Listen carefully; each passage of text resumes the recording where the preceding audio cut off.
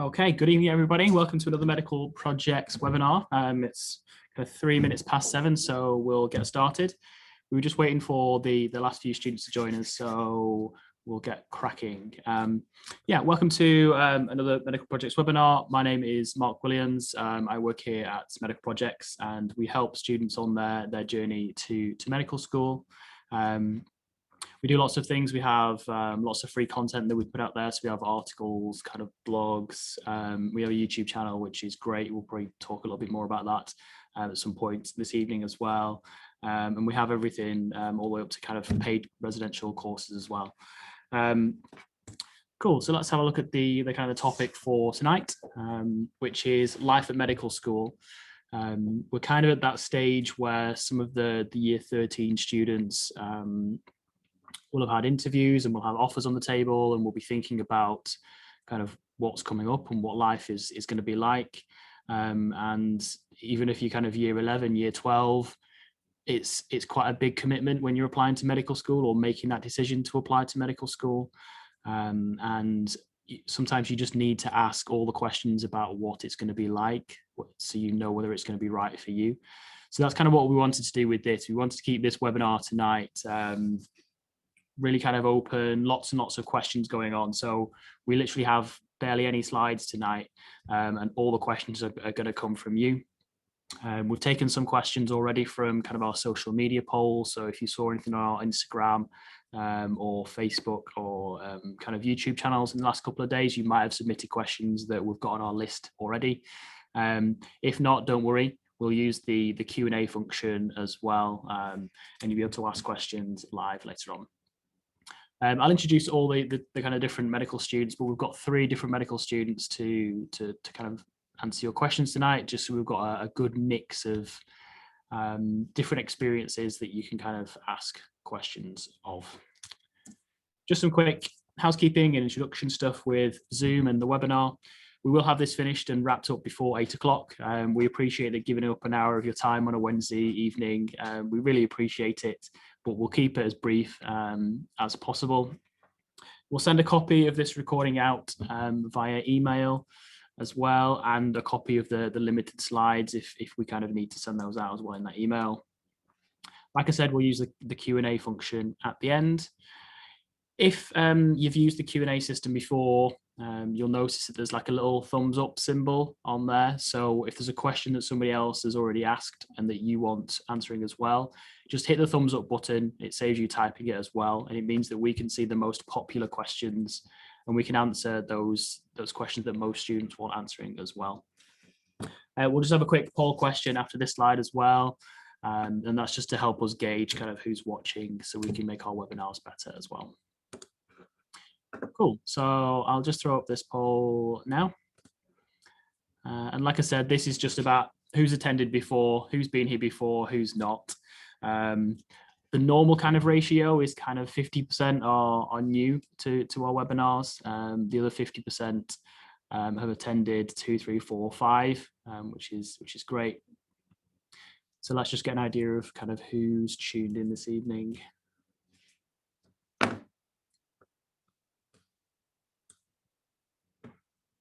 Give that a second.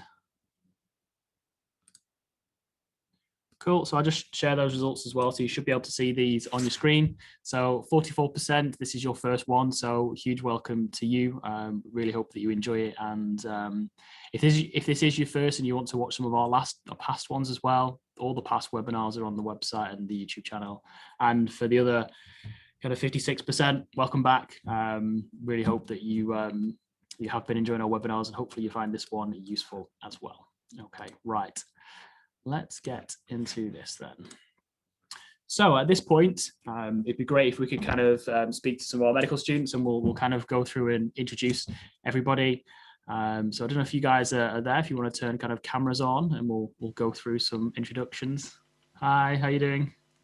Hello. Good, thank you. Good, good. Hello, good, thanks. Yeah, same here. Cool. So I guess should we just do like a super brief introduction of everybody initially? Maybe if we just kind of start with let's start with the basics. Name, what university you're at, where you're up to. and you've all worked with medical projects on some kind of project or something with us. So maybe just explain kind of what you've done with us as well. Olivia, you're kind of first on the list. Do you want to introduce yourself first? Yeah, sure. So hi everyone, I'm Olivia. I'm in my second year of medical school at King's College London, so just wrapping up this year.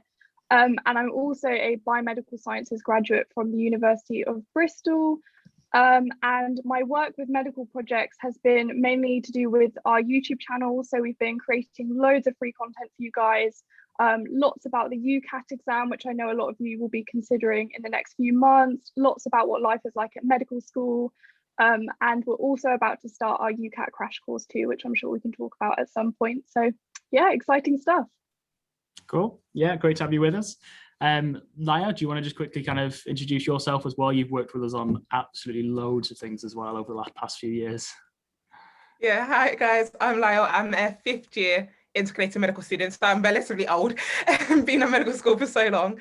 And yeah, I've been working with medical projects for a couple of years on a residential in London, doing their online courses and a clinical skills course, as well as like backstage as well. So yeah, you'll see me on quite a few things. And then finally, everyone that's kind of watched webinars before probably knows Minnie. Do you want to kind of introduce yourself for people that are brand new to this as well? Yeah. Hi, I'm Minnie. I am currently in my 5th year, so did my preclinical at St Andrews and was on that sort of route, and then got shipped off to Manchester for my clinical.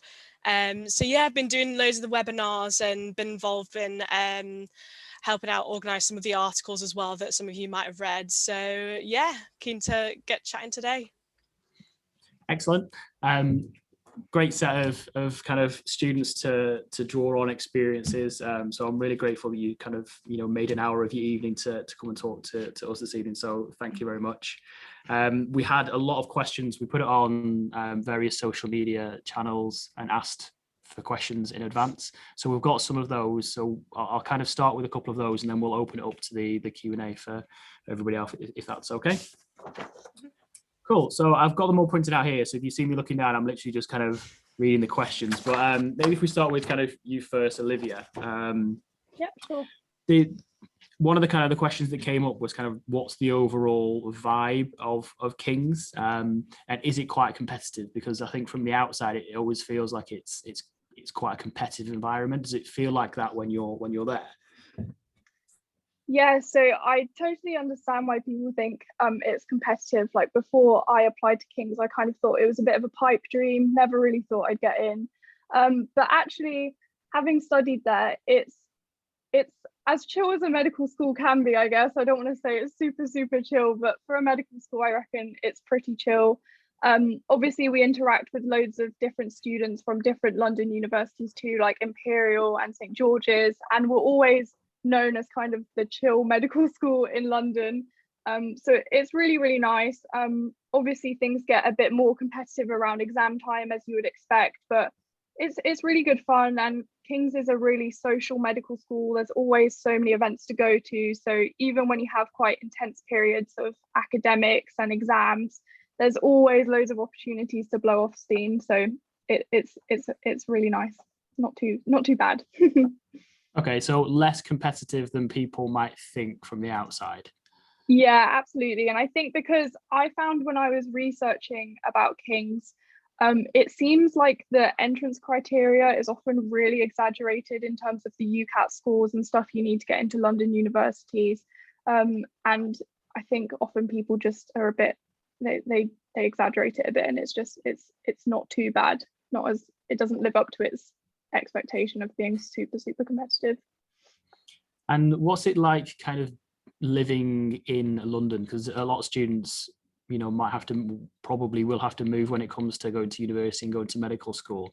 So what's life kind of like in London?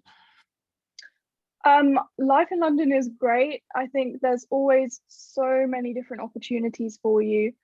Both within medical school and outside of medical school. So within medical school, there's so many clinical opportunities because there are really big central London hospitals for you to experience. And surgeons and doctors are always really, really happy to have you shadow them, even if it's not within like your curriculum time. So that's really cool. There's loads of conferences, and you know, all the really fun weekends, like specialty weekends, are often located in London. So it's really convenient from that point of view.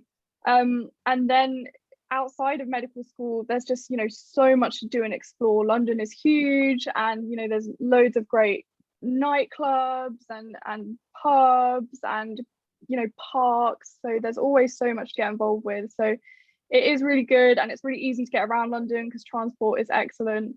So yeah, it's really, really good fun. Really fun city to live in. And that kind of leads quite nicely into the next question that was actually asked on Instagram, which is kind of, what are the living costs like in London? And do you feel that your student loan kind of covered that cost of living in London? Okay, yeah. So, you know, I have to be honest, the downside to London is, of course, that it is expensive. You know, it's the most expensive city to live in. And living costs, I mean, I looked on the King's website as to what they advise, and it does kind of match up to what is reality. And it's about 1,200 a month. So it is significantly more expensive than many other cities, of course, but you do get a bigger loan when it comes to living in London. So you get up to £12,000 around, and that is means tested based on your family's income. But you do get a larger loan, so it does cover your rent and whatnot. So don't let the price of it deter you, because you will be fine. So you do feel that when you get the student loan, that's enough. It is enough to survive in London. The student shouldn't really be worried about not having enough to kind of survive in London. Yeah, absolutely. It is enough to survive in London. Yeah, and you do just have to be a bit smart with, you know, where you spend your money and you know, how you pay for transportation and stuff. Like, get an Oyster card, it will save you money. And yeah, there's loads of different ways to save some money. And also, I thought I'd mention that in King's, in year 4 and 5, you can choose to live out in the periphery, and you don't have to pay any accommodation. It's covered by the hospital, so that actually is a really nice way for you to save some real money, because obviously you don't have to pay rent. Okay, cool. So I think we'll move on to Minnie, and we'll kind of ask a little bit about the teaching structure, where you're at. So obviously living costs will probably be slightly lower in Manchester anyway than, I guess, from London. But the next kind of question was about the clinical years and how demanding the clinical years are. Yeah, so clinical years are very different in that you're in hospital, you're being hands-on, you're working with patients, you're working with doctors. I'd say it's demanding in a very different way than preclinical years, in that I say it's a bit more physical. You're having to, you know, be on your feet all day, and then it's just juggling that time of, okay, is this useful? Am I getting, you know, any benefit from being in clinic for 4 hours, and then, you know, missing out on maybe time in the library. So yeah, it's very different, and I think it's just finding what you benefit from. Like, if you really enjoy going on a ward round and being quizzed, I think that was what also makes it demanding, is you'll just get quizzed non-stop by the consultants, who some of which might be quite scary. So I think you've got to be on your toes a lot more than preclinical, where you can just sort of sit and study. So yeah, it's just I think a lot of time management and making sure that you're making the most of when you are in, and then just getting that studying done at home, which isn't as much as preclinical. You're just sort of, you know, keeping ticking, getting I have a set amount of work to do each week, and then doing, you know, questions and flashcards just to keep me ticking over till exams. So that's kind of how mine's structured. So obviously you mentioned you have to be kind of like more on your toes and be prepared to be kind of tested and quizzed a bit more when you're in the clinical years. So what are the other kind of main differences, or even let's just start with the basics. What's the difference between literally clinical years and preclinical years? Yeah, so preclinical, that's where you learn your bread and butter of medicine, really. Your first year, you're pretty much learning, you know, the basic sciences, anatomy, physiology, learning a bit of pathophysiology as well.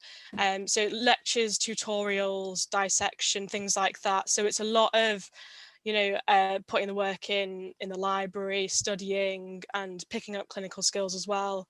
Whereas when you get to clinical years, it's a lot more experience, and you're applying your knowledge, you're sort of picking up bits and bobs from whether it's teaching on the wards, or you've seen something in theatre and going away and learning that and adding it sort of to that bank of knowledge that you've got from your preclinical years. So yeah, it's very different. It's I think clinical, you've definitely got to motivate yourself, because you haven't got loads of lectures sort of feeding you knowledge. You've got to actually go away and learn stuff. So yeah, very different, but both are fun and interesting. So yeah, it's been enjoyable. Okay, cool. Cool. So we'll switch to Layo now. I know these questions are not in any kind of particular order, but these are literally just the way the questions came in. So if I feel like I'm jumping from topic to topic, but it's literally just the way the questions have come in. So Layo, the next kind of question is about how the content is taught for you in Newcastle. Students ask us about PBL or traditional and all these different learning styles. So I don't know if you kind of want to talk about what happens where you're at, and maybe how that's different to some of the other common teaching styles. Yeah, so Newcastle, I think, is potentially the only university that does this. They do a case-based learning. So it's not like PBL, it's not like traditional, it's not like the integrated approach. It's kind of a mixture of all. So they do, instead of having a topic or teaching you everything in a certain order, they give you a case. So the case could be something about the heart, or like a heart attack. And then everything you learn about that heart attack happens in like 2-week or 3-week blocks. So you'll learn about the physiology, the anatomy, the pharmacology, the biochemistry. You'll get your clinical skills aspect of it inside it as well. So it's integrated within their preclinical years. So that you also getting your clinical skills, learning how to do a cardio history and a cardio examination. And then once that case is finished, you round it up, you do a seminar with your lecturer and your tutors, and you present what you've learned around that case. And then you move on to the next case, which is based on another area of speciality. So it's kind of like that. So it's very nice in terms of, you still have that traditional approach of, you still have lectures, but you also have smaller groups such as seminars and teaching groups that you can go to and do SDL, which is self-directed learning with tutors. But you also have that integrated approach with, you have early clinical exposure. So it combines it all, and it helps you apply it for when you go into your clinical years. So it's a lot more easier and understanding, oh, you know this because you've learned about the case before. So it helps with understanding the information for your clinical years as well. So how's that different to say yours, Olivia? I know it's a mix of everything. So how's that different to say at King's? Yeah, so King's is also kind of unique because we have a integrated curriculum, which means we have quite early clinical exposure. So we start placement in year 2, but we do a little bit of everything. So we mainly have lectures, so like traditional teaching, but within our tutorials, we often have what sounds like problem-based learning, where you kind of get a case and you work through it together. But it's not quite the same as what you just described. It's a lot more traditional, but it's integrated with early clinical exposure. So yeah, quite different. Cool. And what about you, Minnie? How is it different to yours? Well, I'm just trying to get a sense to how different the different teacher styles at universities are. Yeah, I'd say ours is a bit less sort of case-based than that. Ours was very much, we'd have a system each semester. So one semester be musculoskeletal system, next semester cardiorespiratory, and you do anatomy, physiology, and you'd go and do the dissection for that, and then move on to the pathophysiology, pathology, pharmacology, and then tutorials are very much sort of, in first year they were quite case-based, but then as we started to progress, it was very much sort of quizzing and what's the anatomy of this, and quite a bit more more science rather than actual patient based. So I don't know whether that's a disadvantage, or it depends what you really want out of it. I think we had probably less clinical experience early on than these guys did. So yeah. Cool. Yeah, it's difficult to get your head around sometimes when you're applying to medical school, all the different styles. They're all they're all unique in their own way, and they obviously want unique ways of teaching to kind of attract students, but it's good to kind of hear the actual difference when you literally compare and contrast them together. So I appreciate that. Back to you, Layo. This is a really common question that comes up in quite a lot of our webinars and things as well, which is kind of about the work-life balance. And do you have a work-life balance, or is it just kind of a medical student, like, I have no life, I just live in the library? I actually would say I do. I think hopefully people would say I do.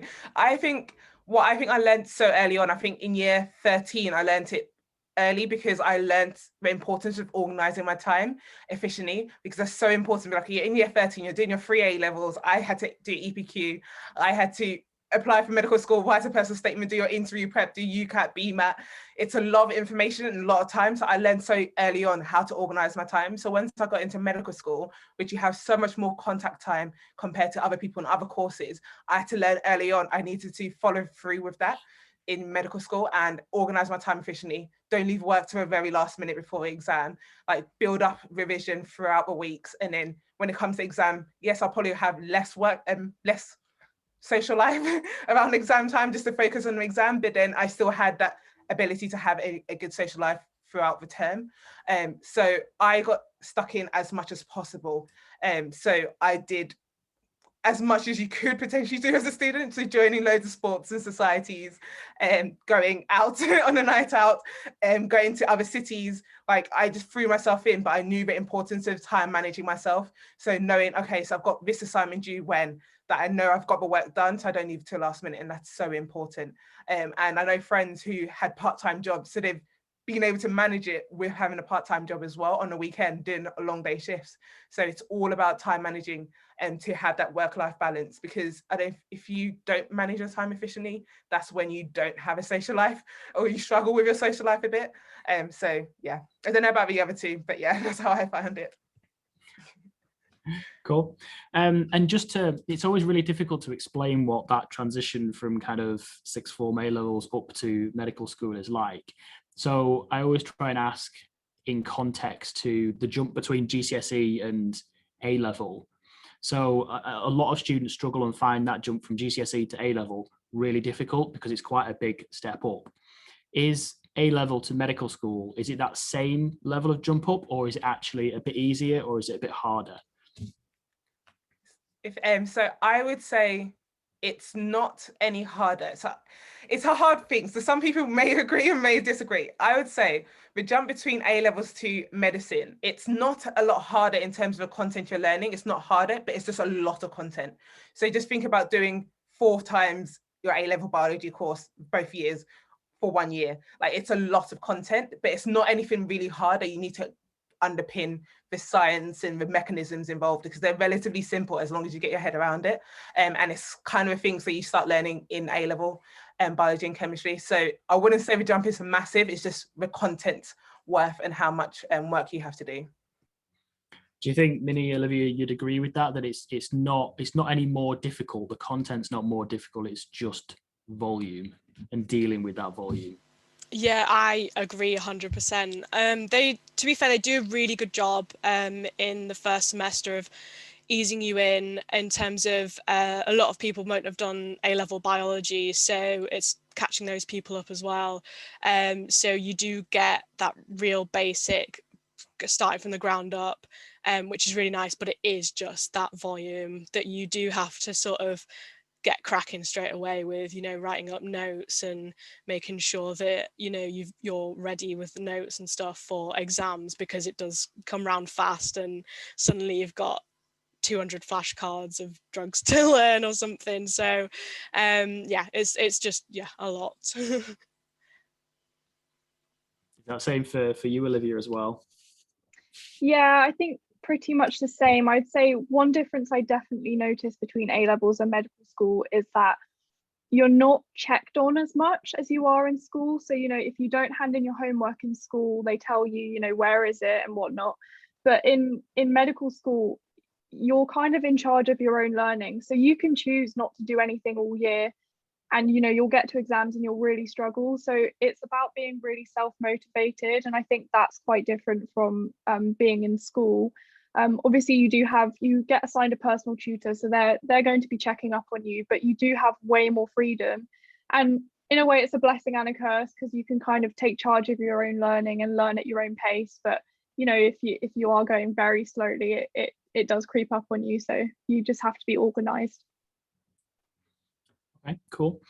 So I think at this point it's probably a good time to switch to the live Q&A. So we'll give the people, kind of the students watching, an opportunity to ask questions. So to do this, I'm gonna have to stop sharing my screen, so it's going to make all us four large. So I apologize if my face offends anybody when it's full screen. But here we go. Right, okay. Let's have a look. Let's get the Q&A function up. Cool. The first question is, this probably should be for you, Olivia. When should I start preparing for the UCAT? Well, I think, you can start preparing for the UCAT kind of whenever you feel you want to start. But in general, I tend to say get your A-levels done, and start properly, looking at it in May, June time. However, if you do want to get a bit of an edge and you want to go into the summer period thinking I want to know exactly what I'm doing, where my weak spots are, so I can just have really targeted revision, you can definitely start looking at it, now, April. And I will mention that we do have a UCAT crash course, which we're launching this Saturday. So that's really exciting. And if that's something you'd be interested in, definitely check it out on the website. I'm running a lot of them, and it's just a full day packed with UCAT revision. So you can just, enter your UCAT preparation feeling like you've already got a really, really solid foundation. But yeah, give yourself adequate time to prepare, give yourself at least 4 weeks, but depends on your personal preference when you want to start. Yeah, I'll just caveat that the UCAT crash course is one of our full day paid courses. So if you want free question banks, there's loads of those out there. But if you want a bit more of a personal one-to-one, or a small group session, Olivia's running the one this week, and I think you're running the ones in kind of April and May as well. And I'll probably just put a discount code in the chat if anybody does want to join that as well. But hopefully, yeah, that should help. Next kind of question down is, any tips for work-life balance in medicine? It's a lot of work to do. So how do you stick doing that or balance that with friends as well? I know we spoke about that a little bit, and Layo, you said it's just about kind of being organized, didn't you? Does anybody else kind of have any tips for that work-life balance? I would say, I know a lot of people do this at medical school, is just give yourself 1 day off a week of just doing absolutely nothing, or doing your sport. I used to do it on a Wednesday because I had tennis matches and, going out with the tennis team afterwards. So I'd always have a Wednesday off. So I'd know I'd have recovery, wouldn't have to think about work, go off, enjoy myself, see my friends, and then you're ready to go for, the next day or the rest of the week. And yeah, just having that day to reset and, actually enjoy yourself. And because it's, same day every week, or, 1 day, you've always got that planned in there. So you've got no excuses not to have a relax. So that's what I'd say. Yeah, I think that's some really good advice. And if you can structure, everyone will find a different way to structure their time, and we'll have different ways of managing it. But I quite like that strategy, and I guess you filled that with tennis and things, and those sports and societies are going to be really important for that kind of de-stress and stop thinking about medicine for a little bit. So good advice. Next one down is, how much free time do you have at medical school? Does it allow you enough time to get a part-time job? Anybody want to kind of volunteer on that one, or do you want me to kind of get somebody? You're nodding, yeah. Olivia, so. Yeah, I was going to say, I'm like queen of having too many part-time jobs. I need to stop. But I think you do have loads of free time, and I think it just comes down to how you work. And I always say, work smart, not hard. Because I think there are so many ways of cutting corners and doing things much more quickly. So, when I started medical school, I was writing out notes for every single lecture, and that just isn't a very active form of learning. So I've now switched to writing myself out questions from every lecture, and that's just so much quicker. It's improved my scores so much more. And more importantly, it's just allowed me to have so much more free time.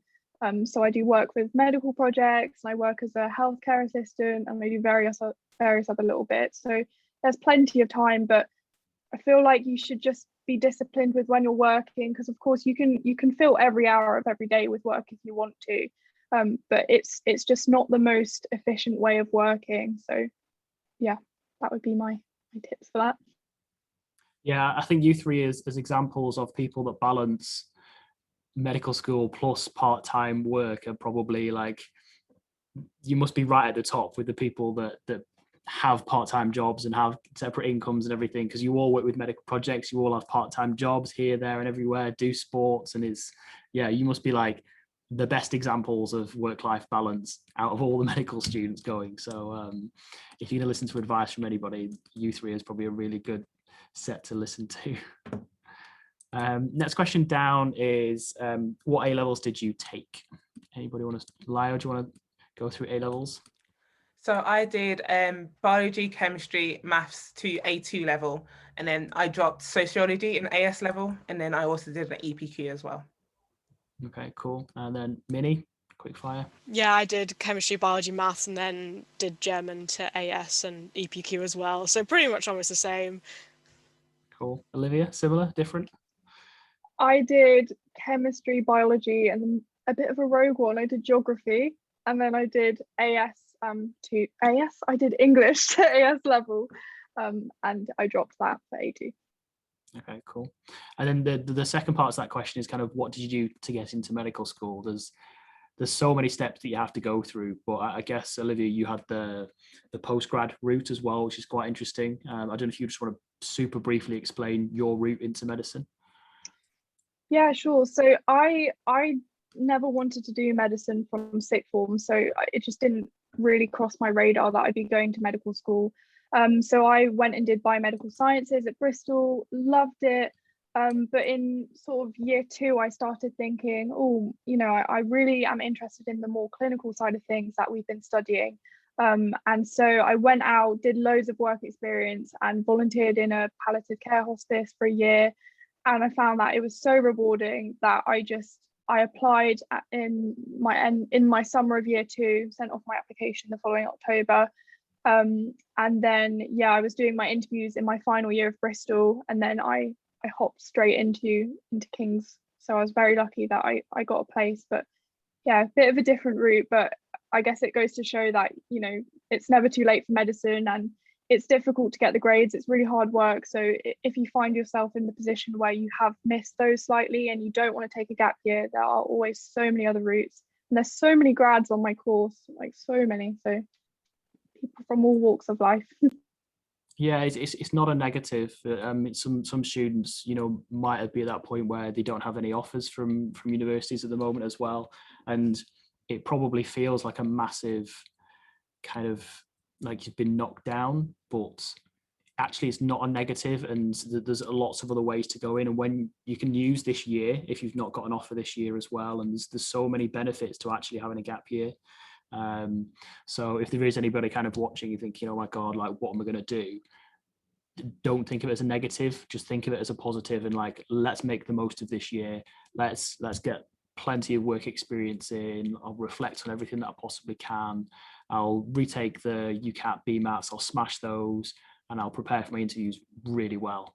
And then you're going to stand out so much better than everybody else that's kind of completely fresh, just out of sixth form. You will stand out from those people. Yeah, just to add to that. Cool.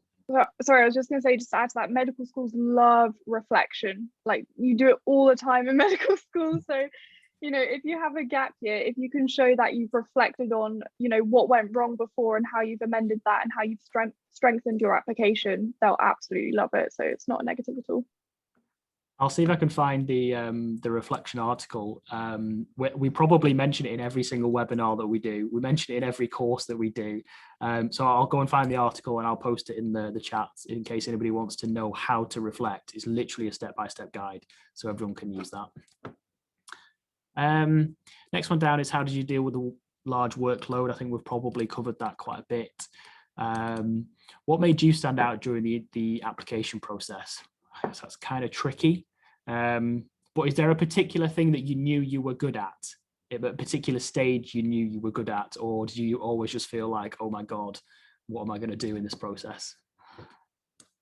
I think I knew that if I got to interview, I think I'd be all right, because I think they like people that are quite, will just chat and be personable. And so I was like, I'm not, the best in terms of academics, but I think that if you can go to interview, be confident, and even if you don't know the answer to questions, just be really nice, chatty, friendly. And I honestly was so stumped on a role play station that I just had a chat with the actor while he was in character, and it went fine. So I think, yeah, just play to your strengths, and if that's your A-level grades, go smash them, and then just practice your interview that's not as strong. So that's what I did. I just was like, I'll just get the minimum for my grades and then go and smash the interview.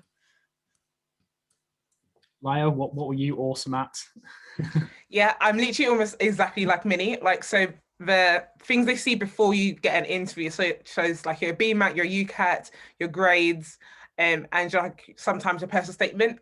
It was not the strongest for me, so I just knew that I needed to get that interview to sell it. And then once I did get my interview, the 2 interviews I did get the offer. So it's just like wowing them in your interview and just showing your personality. So I knew that I'm really good at communicating with people. So just being able to talk to people is just so much easier for me than it is to try and sell them on a piece of paper and write a personal statement, and then be cringe on a personal statement. So yeah. Similar for you, Olivia, or was the interview kind of the best part for you, or did you feel like you were stronger with different areas of the application? I think for me, I always thought that one thing that helped me in my application was that I'd done work experience over a long period of time. And I think that made me stand out because, I'd been volunteering for well over a year by the point that I applied. And I think it really showed my commitment, and it was something that they commented on in the interview repeatedly, that, I was obviously very committed. And I think also in my interviews, I was praised for having quite a good, like a realistic understanding about medicine. So showing you have that insight and showing that, based on my experiences, I think this and this will be quite difficult about the career I'm going down. However, I think I'll be okay and whatnot. But I think, yeah, just having a really realistic insight into what medicine actually looks like based on your experience and your work experience. I think that really helps. I think that leads really well into the next question is work experience crucial for a successful medical school application? The answer is relatively simple for this. It's going to be yes, isn't it? Everybody's nodding, so I think that's that question answered. I'd probably just kind of caveat that as well. This is probably just me talking about our courses again, because I get the opportunity with these webinars, which is great. You have to listen to me. So we have the GP live course, and we have the ward round live course as well. Layo's worked with us on both of those as well, and that's like another 1-day course. And we literally give students examples, and students take patient histories themselves, speak to patients themselves, which is really important, testing their communication skills, and then talking through the medical cases with doctors as well. So it's kind of like an online version of medical work experience that a lot of students can't get at the moment. So if you are struggling and you want to join one of those types of courses, just have a look at the website, and I'll try and throw some kind of discount code out somewhere as well. But work experience is important. That's why we're here. That's probably why you got into medical school as well. So can't underestimate that. We've got a giveaway as well, Mark. You have to mention the giveaway. What's the giveaway? This is the one that's on your YouTube channel? Is it on our YouTube channel as well? Perfect. Yeah, I need to find the link actually. Have you got the details of it anywhere? I'll see if I could find it. Yeah, I'll get the link for you guys and put it in the chat. But we're giving away a spot on our GP Live and Ward Round Live course. And to enter, if you follow the link, which I'll give you anyway, but it's under our YouTube videos, you can enter into that, and you have the opportunity to potentially win a position on our course for free. So really, really good incentive to check that out. Yeah, cool. We'll get a link for that as well, and we'll put that in the chat so everyone's got that. I completely forgotten about that, so it's a good job you remembered. Next question down is, would you recommend doing both UCAT and BMAT to keep your options open, or just focus on one? I don't know if anybody wants to volunteer with this one. I don't know who's UCAT, BMAT. I just did specialist. UCAT and I was fine. I think if you're really keen to go to one of the BMAT unis, then I'd say go for it. But yeah, I don't think you necessarily have to keep your options open, to be honest. Just yeah, try and do as well as you can on UCAT. But if you're really keen, then go for the BMAT. That's all I'd say. Layo, do you think your advice would be any different? So I did both. I decided to do a BMAT, I think literally the day before the submission. So I think like the 14th of October. And it was only because I thought I was trying to apply strategically. I was trying to apply to the universities that I knew that I was more likely to get an interview from. And there was one BMAT university that I think that I could have, which I did get an interview from, that I applied to just on that basics.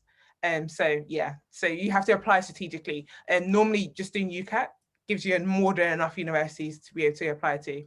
That I just did the extra one for fun, basically. But yeah, got me an interview. Okay, cool. Cool. We'll leave that one there, and we'll try and get through a couple more. It's about 7:45 now, so we'll maybe take kind of 5 minutes worth of questions. We'll try and fire through them as quickly as possible, so we're not taking up too much of everybody's evenings. How did you find the structure of being at university compared to college? I don't know if anybody wants to take that one. I suppose there's a lot less structure in, I went to sixth form, so I was a bit more, I don't know, it was a bit more structured than college as well. I know some of my friends that went to different places had a bit more free time than I did, but it was very much where I was, like, you stayed in 8:30 till 4, and like in your breaks you were studying. But like at medical school, there's no one to tell you need to go and study now, and the hours are less of structured teaching, I think, really. So you probably have, I had maybe 8 to 10 hours, 12 hours on a busy week of lectures, plus a couple of tutorials, and then maybe a day on placement per week. So there was a lot of time to just sit and study. So you really have to sort of make yourself, go and work. And I think it's a different way of studying as well. I think because there's so much volume, you're not sat in a classroom with people sort of feeding you the information over and over again and helping you sort of retain it. You've really got to actively learn it, do flashcards, things like that. I'd say that's my number one tip, is flashcards and active recall is really, really useful. So yeah. Okay, cool. Just looking down, I'll try and like scroll down and find some of the questions that towards the bottom as well, just to kind of give everybody a chance with the questions. So this is a question from Katie. Do you choose whether to move university for clinical years? So basically I was on a route in where St Andrews 150 students go, and basically because it's a small university in a small Scottish town, I don't know, it might have changed this year where they now have a license to do the full thing, but yeah, basically 70 of us end up going to Manchester, 20 to Edinburgh, some go to Barts, so it's a bit different than the other medical schools. I don't know whether the others have options where you can go. I think you can apply from St Andrews to go to Cambridge as well if you're like top of the class. So it's quite nice if anyone's keen to get a best of both worlds, go to a nice Scottish town for a few years and then go to a big city for your clinical years, then it's quite a nice option to have. But I'm not sure whether there's options at other medical schools, but I really enjoyed my time both there and currently in Manchester. And how about at King's? Do you move for your clinical years? You stay in King's University, but you can move to different areas. Like you might get placed in Kent, you might get placed in Brighton, you might get placed in central London, but you're still within the same university, so it's not quite the same as Minnie. And same with Newcastle? Yeah, you're just based in Newcastle University, but you can be anywhere in the Northeast. So you can be as far as Carlisle or as low as like Middlesbrough, or up high as the Scottish border. So yeah, you could be anywhere. Cool. Question here about kind of interviews. How did you go about preparing for your interviews? Kind of Minnie, Layo, you said that it was kind of something you wanted to be in an interview because that was your chance to kind of show off, and you knew you could do well at those. So how did you prepare for those? Maybe Layo first. So I got the medical school interview book, which I think's got like 200 odd questions and examples of how to answer the questions. And I literally went through every single question and wrote bullet points of how it relates to me and how I would answer it. So putting my work experience, my qualities inside it. And then I just kept on practicing as much as possible. So practicing with as many people as possible. So my sixth form didn't really give that much ability with practice for interviews. So I had to do a lot on my own back. So if you're able to do like interview courses or do face-to-face with like family and friends to do interview practice, or teachers, or to be honest, sometimes I used to just stand in front of my mirror and just say the questions to myself to see how I reacted and how I acted. So yeah, it's just practice. Okay, cool. Just gonna have a look for some last couple of questions. How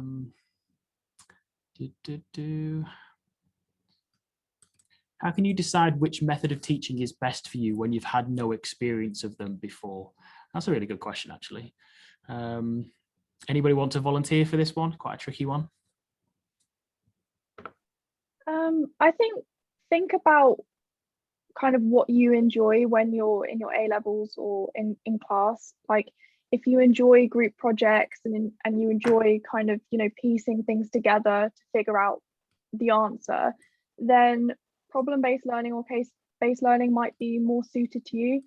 I knew that I personally preferred to just be like, this is what you need to learn, go away and learn it however you want to do it. And so I knew that for me, a kind of more traditional based curriculum would work better for me. So I think, yeah, if you have no experience, think about, you know, do I like working on my own and being in charge of my own learning, or do I like kind of, you know, breaking up the workload with other people? But I don't know what you guys think. I definitely, you know, agree with that. I think at St Andrews I was very much, I won't say spoon-fed, but kind of was. I didn't have to, you know, go away and do any, you know, work with other people. It was very much all the information just during lectures and then go away and learn it. And I quite like that because I like, you know, getting the nitty-gritty science and learning everything in really good detail, so I knew exactly what was going to happen in, you know, in clinical years. I understood what was going on, because, you know, I think I'd probably slack off a bit if I was doing case-based or PBL. So yeah, that's where I stand. I agree totally. Okay, cool. I'm just going to quickly find a discount code for the UCAT course and the GP Live course and the Ward Round Live course. I'll put that in the chat, and that'll kind of be open and valid for tonight. So if anybody does want to book those courses tonight, it's there. But whilst I do that, I don't know if, just as a really quick summary, what your kind of like one piece of advice each would be to kind of, to all these students that are thinking about or in the process of applying to medical school. What's the one bit of advice that you would have liked when you were kind of at their stage of the application?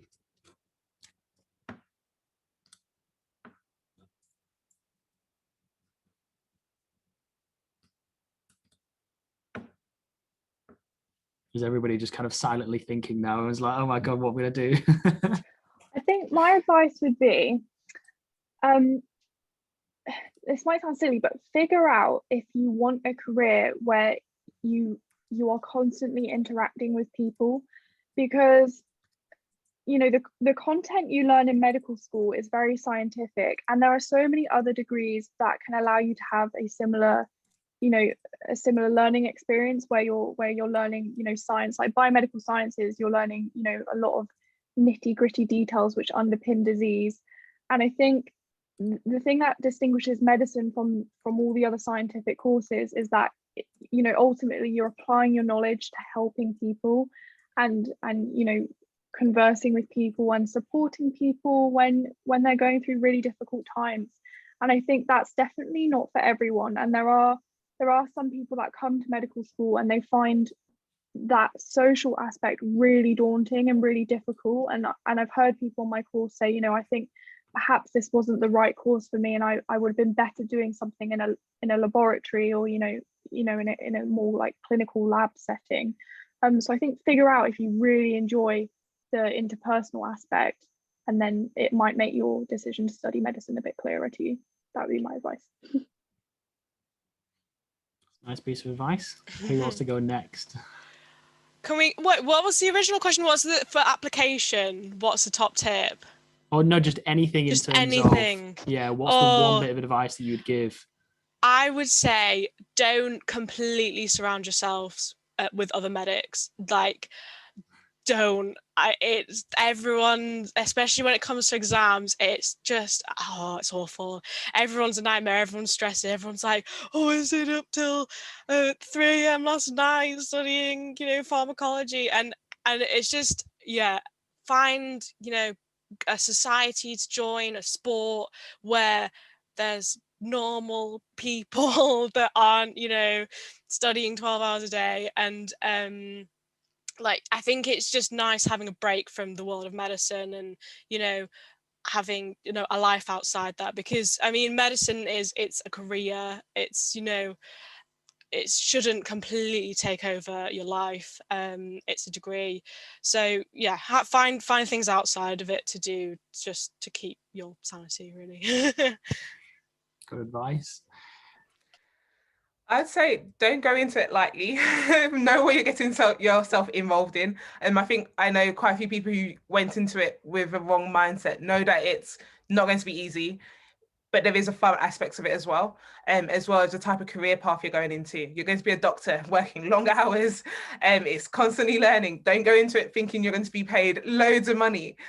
So go into it with the right mindset, and then be able to do other things, exactly what Minnie said. Have a hobby, do something on the side. Even if it's just a part-time job, or doing something else on the side, it's always so nice. You have that break from medicine, so it's not just medicine all over, day in, day out. Because definitely I've lived with medics every year medical school, and honestly, it's not easy. It's not easy. Okay, cool. I'll just quickly remind all the students that the links are in there that we spoke about in the chat. So you've got the how to reflect guide, which is a really, really important thing. So copy that URL now, because as soon as Zoom closes, you won't have access to that link unless you find it on the website. If you want to find it on the website, it's under the free support section. So copy that link. That's a really good link to take away this evening. The one below that is the giveaway link for a free spot on the GP Live or the Ward Round Live. Feel free to enter that. There's the YouTube channel link as well. So if you want to catch up on any of these past webinars, they're all there. And then if anybody does want to join one of our kind of UCAT courses, or one of our work experience courses, there's a 15% off discount code in there that'll work for tonight as well. Guys, thank you very much for joining us this evening. It's been a pleasure. It's been great to kind of talk to you and get all the kind of different perspectives and opinions on medical school, and I hope that the students have found it really useful as well. There's a few people kind of saying thank you already in the chat box, so that all goes to you guys. We'll have another webinar in a couple of weeks. I'm not sure what the topic is yet, so check back on the website for the webinar section, and we will see you all in a couple of weeks. All right. Thanks, guys. Thank you for having us. Yeah, good All luck, right. everyone. Thanks. Thank you. Bye. Good luck. Have a good evening. Bye.